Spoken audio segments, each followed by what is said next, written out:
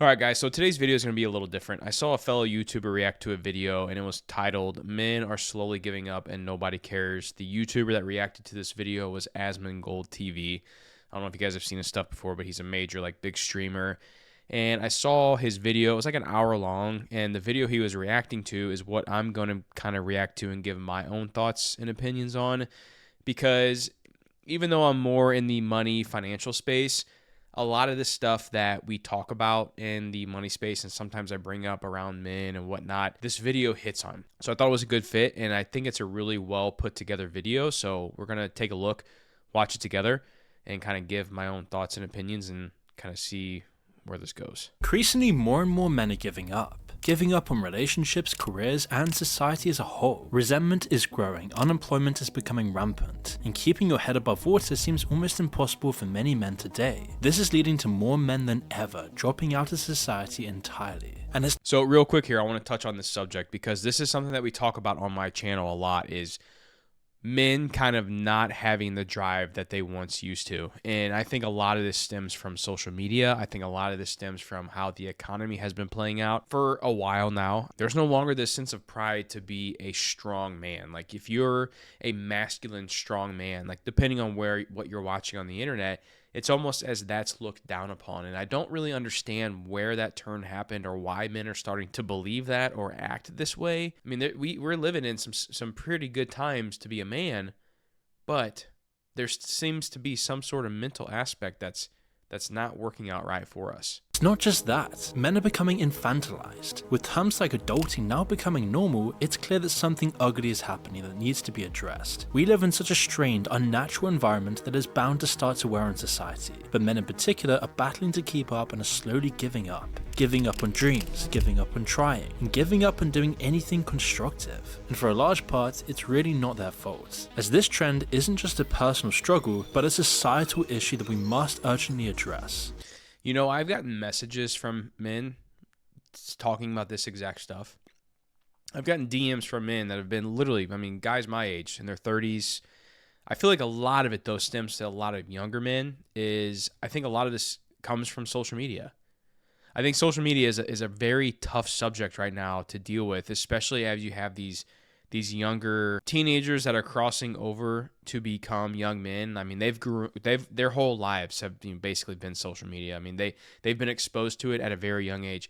I feel very privileged to be a 33-year-old millennial who got to grow up during childhood and not have to have social media during my younger years, as also my teenage years. Thank God there wasn't social media whenever that was going on. But I think that's where a lot of this stems from, because most of the stuff you see on social media is not good. It's not. And it doesn't help when you have men constantly watching and seeing social media every single day and comparing themselves to one another. It ends up being basically a recipe for disaster. So why is this happening? And why has it gotten so bad in 2024?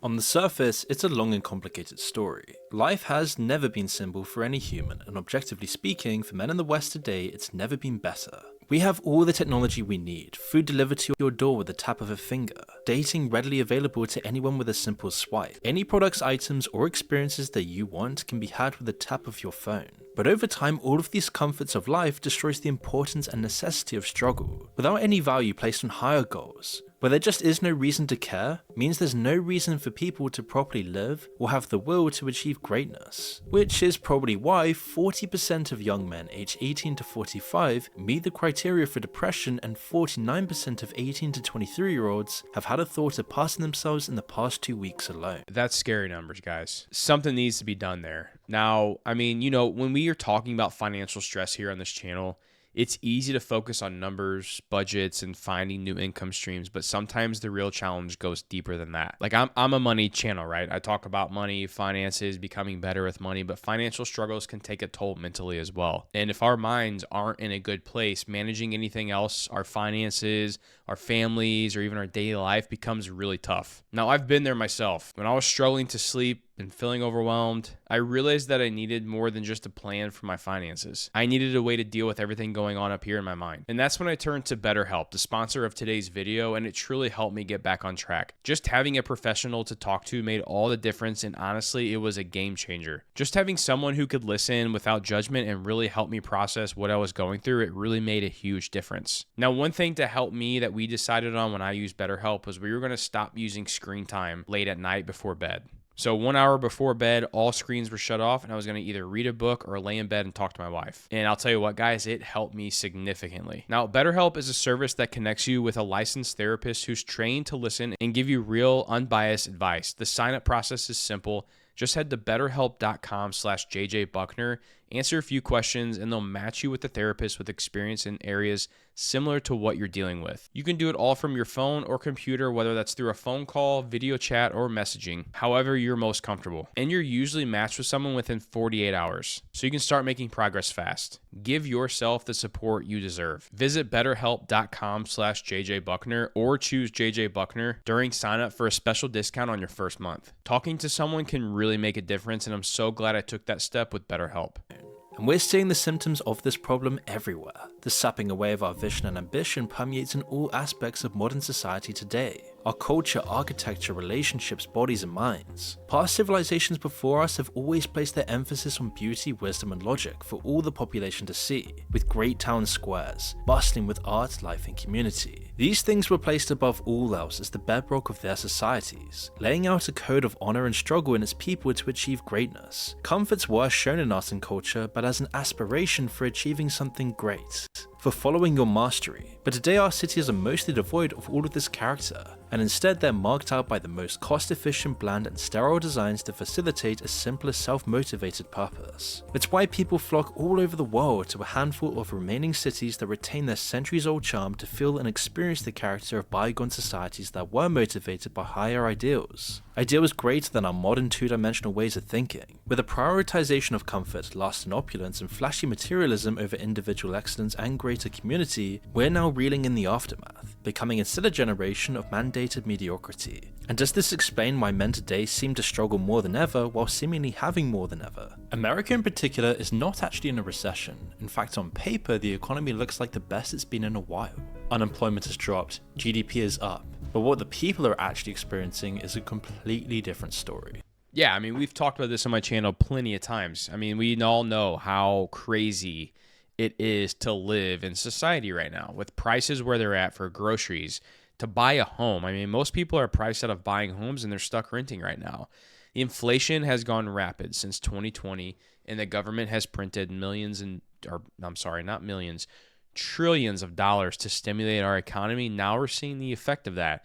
We're seeing the effect of, and all of you like to mention as well, you guys say I never mentioned this, but corporate greed. I mean, yes, there has been times where corporations take advantage, and the wages that they are paying their employees should be probably a little bit higher or way higher than what they're paying currently. But I think right now is a very tough time to live, especially if you're a younger individual starting out in life. If you're starting out in life, let's go back, 1940s. You could work on an assembly line for Ford, putting a car together, doing maybe you work on the windshield portion of the car, or maybe you're the guy who puts the wheels on or putting the hood together or putting the engine, whatever it is that you're doing. And you could afford to buy a house, you could afford to feed your family, and you could probably afford to live a pretty nice life. If you work at a job like that nowadays in this day and age, you're not getting by. You're not. That's the tough part, and that's where a lot of people find the frustration, is that there's no more time where it's like you can just go work a maybe mediocre job, but still live a pretty nice life. That's not what's happening right now. And the big struggle here is, how do we fix this? How do we fix it to where majority of Americans can go work that mediocre job? Because here's my thing. I'm a big believer in everyone needs to, I'm a pull yourself up by the bootstraps type of guy. I am. That's who I am. That's what I've been bred. That's what I believe. I started from a trailer park. I was living in a trailer park in high school to doing what I do now, and I have had zero handouts, nothing. Everything I've earned, I've gained myself, but I've also gone leaps and bounds on the work ethic that my peers have done around me. We can see this in a study by the University of Michigan on consumer sentiments, which gathers data based on how consumers feel about the current state of finances. In 2022, it dropped to an all-time low. Prices of our average daily needs like gas and food have increased in unbearable percentages. In contrast, salary increases do not match, putting a high strain on budgets. Inflation is showing no signs of slowing down as Americans pay over $1,000 a month more on the same essentials we were buying 3 years ago. Nothing's changed but price. The latest consumer price index for March showing basic necessities like our food, housing, and gas are all continuing to cripple Americans' wallets with higher prices. Our wages are actually down against inflation since Biden took office. So not only are prices soaring, but our wages, at least if you measure hourly wages, are not keeping up at all. Keeping your head above water has become the new normal instead of owning a home with a white picket fence. The rich are becoming richer and the poor are becoming poorer, with the middle class disintegrating completely. Yeah. All the knowledge of the past So of just true. going to college, getting a job, and buying a home immediately is just completely irrelevant for anyone working and living in 2024. Yeah, because let's think about this. Look at colleges. If you go to college and you have to pay to get your degree and you don't have a scholarship, you have to go tens of thousands of dollars, if not hundreds of thousands of dollars into debt to get this degree. So then now you're stuck paying these student loans to go to a college, which again, the tough part about this is like when you're 18 years old, you don't think about these things. You don't understand how this stuff works. So it's hard to just say, like when I was in college, I just took out the loans and said, oh, I'll pay them later. And luckily I buckled down. I didn't go buy the new car. I didn't go get the nice apartment. I didn't go buy all this stuff. And I told my wife, and luckily she was in agreement. We're like, yeah, we need to get rid of this stuff. We need to get rid of these student loans. But the problem is to get that degree, to earn that wage, most people can go to college. Now, I'm a big believer in the trades system, going into trades, or what's going on nowadays is a lot of people are learning online. A lot of people are learning stuff on YouTube, and they're going to apply that in the workforce, and they're getting jobs. They are. Or my favorite thing is sales. I love sales jobs. Like a lot of people can make decent money in sales, but it takes that special person to be able to do sales. Not everyone's cut out for that. I understand that. Universities are skyrocketing in prices to absurd levels. Yeah, the housing literally market what I just is in a said. complete giant bubble. Everyone's sending out job applications more and more, all while using these automated testing systems, applying up to 100 jobs a day Wow. and still not getting anywhere. All the while major companies repeatedly tell us that they can't find any workers for their companies. And the results of this are clear. People are drifting towards more. Now, see, the thing here, though, is like this is where my mind comes into play. Is like if I needed a job right now, I would not be just applying to jobs online and waiting for companies to get back to me. No way. No way would I do that. You have to go the next step. I talk about this all the time on my channel. I was like, guys, we live in a time where you cannot do the average work. You cannot do the average thing to get by. It takes something special to get ahead. You need to go to the companies, take them 12 donuts and say, hey, my name's so-and-so. I'm looking for a job. I have this experience, or maybe I'm just looking to get started. But I love your company because of XYZ, what you guys do in this situation, the type of work that you guys do along these lines, whatever it is. Go to that job office and understand what the company does and get in front of someone who makes decisions and impress them. If I was you and looking for a job right now, I would pick 5 to 10 different companies, and I would be going there every single day, introducing myself and trying to get in front of the person that makes decisions or does the hiring. Walk into the office and say, hey, I'm looking to talk to HR or whoever is in charge of hiring for this company. And that's it. And wait for the person to talk. And they say, oh, yeah, hang on one second. Then they'll come out, and it may be awkward at first, but that's how you get decisions. Like, that's what sticks out. Like, if I'm an HR guy and someone comes in and does that, I'm like, wow. This person's got drive and effort, and they're looking to get this. And maybe you don't get a job out of it, but at least they recognize you're trying to get ahead, and maybe they know somebody who needs someone like you at a different company or whatever. You'll be shocked at what happens when you just start putting yourself out there more. And most people nowadays in today's society are scared to do that. So if you're the few that can get away of this weird awkwardness and get away from being afraid to put yourself out there, you'll be amazed at what can happen to you if you just start getting out and getting out of your comfort zone and getting in front of people and showing them that you can communicate. Then you'll stick out from everyone else who's stuck behind the screen all day. or unfulfilling jobs, or just not even having a job at all, while the rich buy up resources, real estate, and everything that used to be the cornerstones of the middle class, that is now just an investment hidden through an offshore bank account for some giant investment fund. Basically, what they want to do is create a nation of renters. BlackRock coming in and giving them more money than the house is worth. How much more do they give them? They can give them, 30% above. Really? So real quick on that, I will say I do not agree, and I think there should be regulation around larger hedge funds buying up single family properties.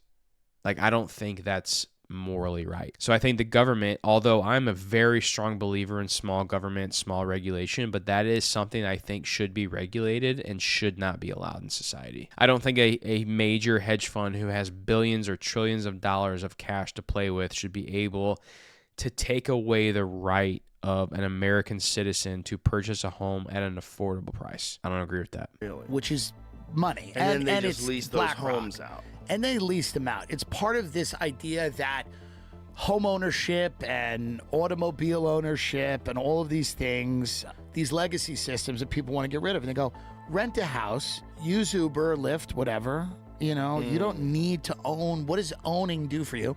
That's that famous article, you'll own nothing and be happy. Right. And because of this, all saving plans for regular people are halted because living paycheck to paycheck means there just isn't enough for a savings plan. And whilst there is still some hope to dig your way out, for most this does begin a damaged path. People end up working in a job that's not in their field, something that they hate to do every day, and eliminates the experience they need for the job in their field. And so even the experience they are getting is just completely useless for getting back on track. In effect, their now entry-level position is further deviating them from becoming lawyers, psychologists, or whichever career path they studied for. And if the middle class is experiencing this, then the lower earners are feeling this even more. The jobs they once had a chance of landing now go to the middle class, while they get hit a bump lower, which is putting millions of people in dire straits. They face working twice as hard for minimum wage, juggling between jobs, partaking in the gig economy with absolutely no security, all with an extreme pressure to keep up with daily expenses in a completely overpriced megacity. And the truth is, both middle and lower earners are now taking a huge hit to their egos.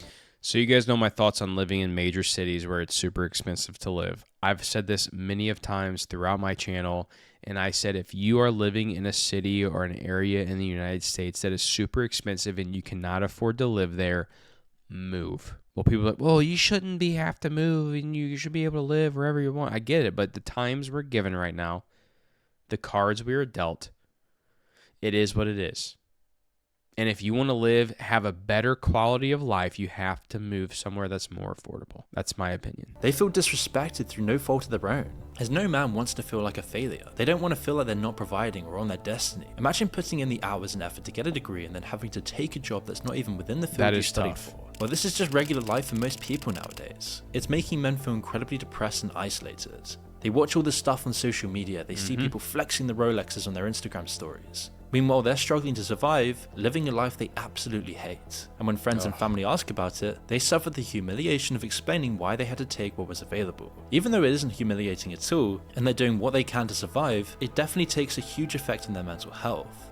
I believe that, guys. I really do. I think that's a big problem in our society today. But one thing I do want to mention that, because I struggle with that sometimes, as much as I try to say, don't give a shit about what anybody thinks, which I still think is true to this day. And you shouldn't give a shit about what anyone thinks because we're all going to die one day and no one's going to remember us 100 years from now. I mean, as weird and as bad as that is to say, it's the truth. Like, no one's going to remember us 100 years from now. So live the life that you want to live.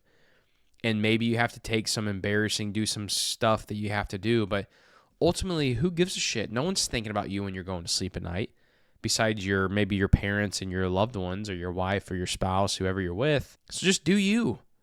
Like, do something crazy. Do something nuts. Like, if you need to take a job that you think maybe is below your pay grade, like, shut the hell up and do it. Like, take that job. Don't care about what anybody's going to think. Because you know ultimately what your goal is. Especially as it wasn't that long ago, where it was actually normal to enter the workforce with a mentor who would show you the ropes and encourage you and push you to learn more. Starting at the bottom didn't seem so bad because there was an opportunity to grow and reap more rewards, but this imperative step is slowly slipping away. Companies of prestige have forgotten the generation with no experience, and for many companies, this is what they want. This is actually the ideal scenario. where they have people so desperate, so in need of experience, that they can treat their workers like absolute trash. The cost of having a job also plays a part in stripping them of their dignity. Transport costs to their job, depending on the amount, could take a huge chunk of their salary, so that at the end of the day, they can only pay for rent or food and not both. A government grant could replace their salaries, and they earn more or less the same amount. What's also helping to pay the bills is, as I said, the US government, in particular, our disability programs for people who are unable to work. Those programs seem to have morphed away from their original humane intention and now seem to provide an alternative income source to regular employment for several millions, for millions and millions of these guys. If a job doesn't support your basic needs of a home, food and transport, it wears thin in justifying the effort for this job, especially if you're not getting any experience. And in most cases, if you go into the gig economy, absolutely no security either. All for minimum wage. There's even a new term called quietly quitting, where you do the bare minimum of your job to the point that you're almost rendered useless and you get fired or simply quit. The fact that this term even exists shows that attention is desperately needed to solve this problem. And while this is happening, it's becoming more and more common for both partners in a household to be living the same life, or even with most males' partners actually being the breadwinner. And whilst this isn't necessarily a problem at all, it is leading to some weird modern problems in the household. Men with families are actually switching their roles with their wives, except they're not actually doing what their wives would do if they were to stay at home. When you look at what I guess in Britain is called NEET, N-E-E-T, do you say that also in Australia? Neither employed nor in education or training. When you look at that huge group of well over 6 million prime age men, the story they're telling about their lives is really pretty devastating. It's pretty distressing. They basically don't do civil society. There's almost no worship, almost no volunteering, almost no charitable work. So I'll stop right there for a second because that is something that I necessarily don't agree with. Now, if you want to be a stay-at-home dad and you want to cook, clean, keep the house tidy, and your wife goes out and she's the breadwinner and makes the money, I see nothing wrong with that whatsoever. I mean, if anything, props to you. Have fun with the kids, take them out to the park, do whatever you want to do. Like, I think there's some, I don't see anything wrong with that whatsoever at all. But when you are a stay-at-home dad and you're not doing the cooking, you're not doing the cleaning, you're not taking care of the home, you're not taking care of the kids, and you're being a lazy piece of shit, that's where something needs to change. That's where it's weak-minded individuals who are taking advantage of, maybe it's their spouse, girlfriend, parents, whatever it is, and they say, oh, woe is me, I have mental issues, I'm depressed, I can't do this, I can't work more than 10 hours a week because of my anxiety. Bullshit. That is where I start to get a little irritated. And I'm saying, be a man, go out there, work your ass off, work hard, because that's what men do. And I will say, I think our society today has gotten a lot softer than in the past, 100, 200 years, obviously. I mean, I don't really know why. I mean, I guess I do know why, because of what's kind of fed into our brains, but it's a weird time right now to be a man. It is. I feel like if you're a man who has issues mentally, you're struggling, you can't work, you have anxiety and all this stuff wrong with you, and you can't hold a job, it's almost like people want to feel sorry for you. There's a certain side, you guys know what I'm talking, there's a certain type of people who will want to say, oh, it's okay, we know you're doing this, you're working hard. And then the men look at that and they're like, oh, wow, I'm getting attention this way. Or, oh, hey, people care about me for doing this. Like, I need to stick with... No, that's not what men were supposed to do. Men were supposed to go out and you're supposed to work. Guys, I took 8 to 9 months off of basically, not life, but I took 8 to 9 months off of work. I had a couple things go on business-wise that could afford me to do that. And the first month was pretty cool, I'm not going to lie. Like, not having any duties, not having any responsibility besides taking care of my family, but no financial responsibilities. It was pretty nice. But after that month was up, I went through some of the worst times I've ever had mentally in my life. And that was because I had nothing I was working towards. Right now in my life, I have 3 different main things I'm working on, and I'm a bit overwhelmed, I'm not going to lie. But I also have a lot to work towards. I have a lot to grind. I have a lot to wake up and feeling of accomplishment that I need to get done for that day. I wake up feeling like, okay, I got this stuff that needs to be done. When you wake up and you don't have anything planned for the day that you need to accomplish or get done, what do you think happens to your mind? Guys, the anxiety is like the big word that everyone says nowadays. Oh, I have anxiety. You know, I've talked about it in my past. And the easiest way for energy built up in a man's body to escape when he's not exercising or working or doing whatever is through what we know now as anxiety. I feel like a lot of these problems nowadays stems from not having anything to work on. There's no work, there's no drive, and they're like, oh, I'm just going to blame it on this. And in return, that's where all these mental issues are starting to happen, because I felt it. When I had nothing to wake up for besides, I mean, don't get me wrong, like, I woke up for my family and having fun and doing that, but like I needed something as a man to accomplish in the day. Everyone needs that. And you get the weekends or maybe get a couple days to take breaks and stuff, but when you don't have something to accomplish, that's when your mind starts playing tricks on you. And I learned that the hard way. They've got a lot of time on their hands, but they report doing strangely little help around the home or help with other people at home. Because of the situation, some men may feel a sense of worthlessness and resentment. Some men might take an hour to clean up the house and fetch the kids, but the rest of the day they sleep or play games. In some cases, the wives work and then come home to finish the chores their husbands were meant to do but didn't. And whilst this might cause huge marriage problems, it still feels better off to the husbands. If asked what they do for a living, saying they're on a break or working on a project beats the humiliation of saying they work in McDonald's with a useless degree on their back. Men without families have nothing to lose, so they stop working because no woman would even want them anyway. They can't afford to date, they can't afford a family, and since their own families are supportive, it somehow justifies them giving up and staying at home, rather than facing these societal problems head on. With prices rising, getting hired becoming harder and harder by the day, and inequality becoming rampant within society, most men are just deciding to give up, because instead of facing the hardships of having a job, it just seems so much easier to escape, whether it be tamely being online, playing video games all day, or hiding behind doing chores at home to show they still have a purpose and are doing their best. The point being that for many men in 2024, if they're gonna be disrespected and feel worthless, they may as well choose the easy way out than a battle. Men, if you're watching that and you're going through right now, do not choose that route. Don't take the easy way out. Don't do it. Get your ass up, work hard, do better than the next guy in front of you, and be a man. Like, I feel like this toxic masculinity thing going on right now is ridiculous. Get up, be a man, and go out and kick some ass every day. Simple as that. Respect had a currency on how it would affect your life directly, you would see a different picture. A man with a job with high pressure, long hours, and doing something that makes him feel degraded would be worth say $100, but staying at home, playing games, and escaping, all while being with the people he loves, is probably worth $200 because of how it affects him. This explains why more and more men are deciding to drop out of society rather than face it head on, as it just seems to be the easier path. If it's a choice between two paths, one that offers little satisfaction while the other provides comfort, it's easy to see why men are going this route. But the thing is, this is a terrible mistake, and this is creating problems that we've never seen before. If there is no emphasis or any facilitation of the need to aspire to something greater and the game seems rigged to most who are playing it, it's hardly a surprise record numbers of men are dropping out and giving up on the game entirely.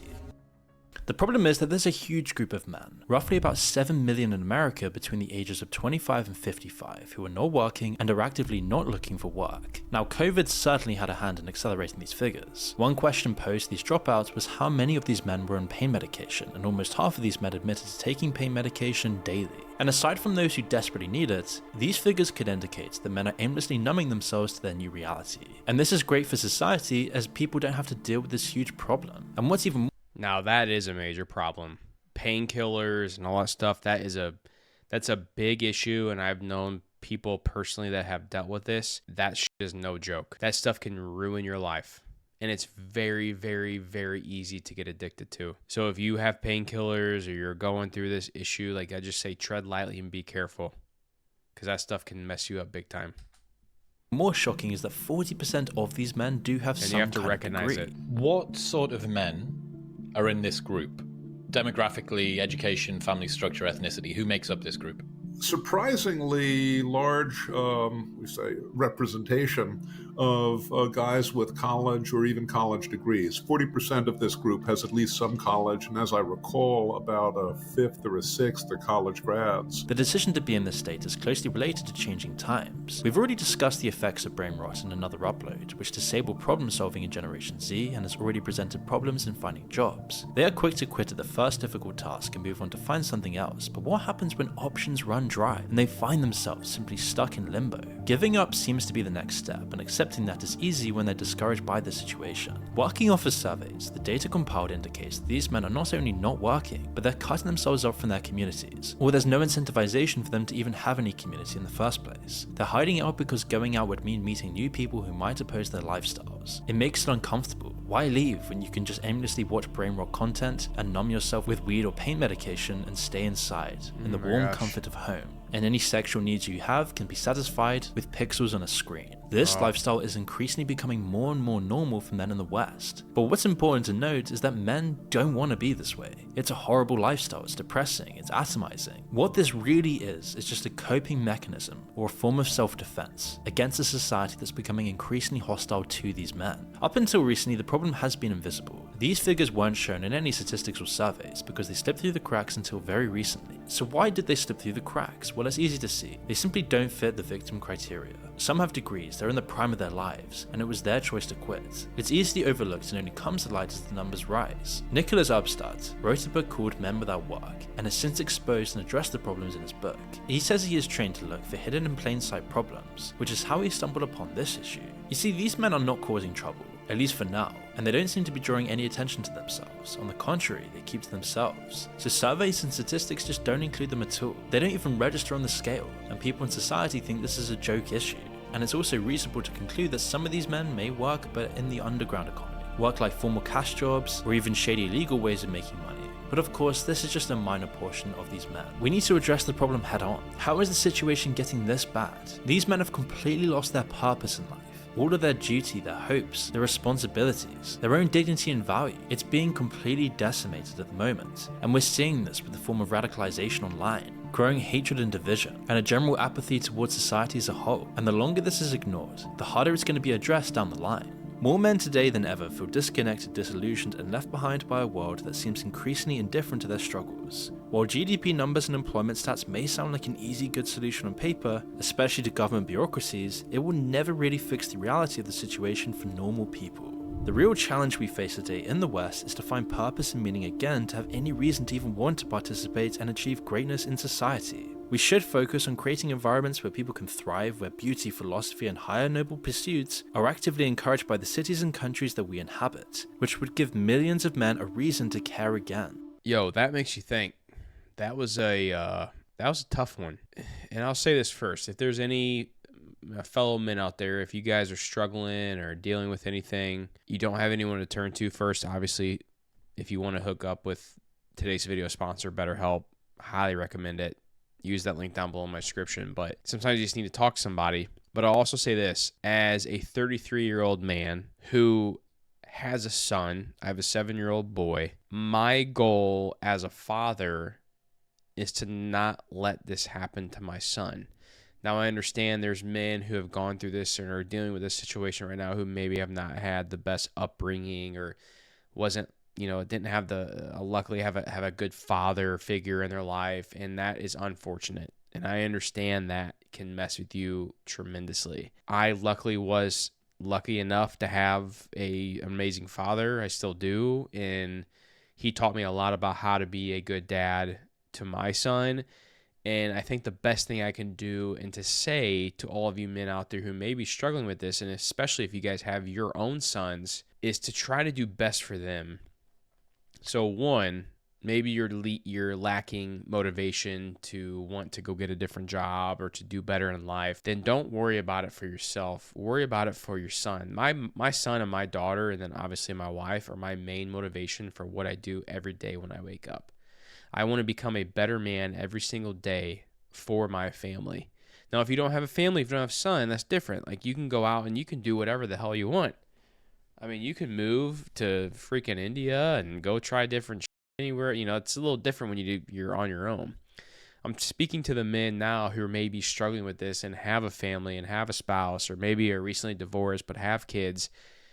The best thing I think that we can do as men is teach our sons and daughters, but we're talking men in today's video, guys, so just bear with me, is to teach our sons how to cope with this and how to get ahead financially, how to get ahead in the workplace, how to get ahead educationally. Like I tell my son all the time, I preach to him, I'm like, man, like, dude, Mason, it's so important for you to learn. Like, learning is a good thing. Learn as much as you can, because the knowledge is power.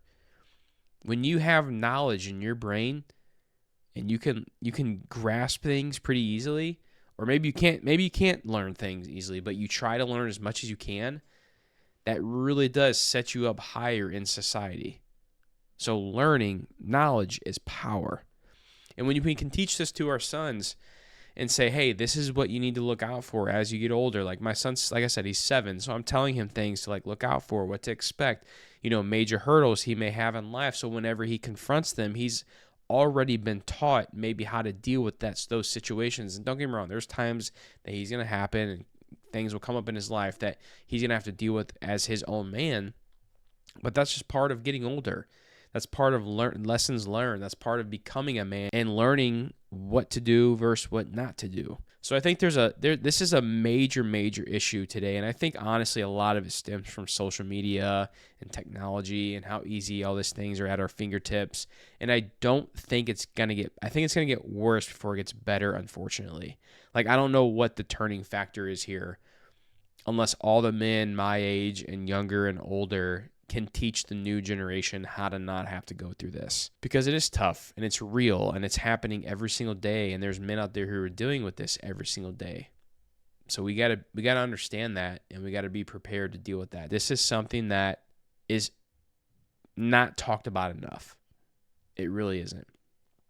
And this is something that has a special place in my heart. And, you got the guys out there who are like, oh, yeah, if you have mental health issues, you're a pansy or whatever. Like, I don't believe that. Like, I do believe in mental health issues, and I believe men need help, and it's okay to talk about your problems. It is.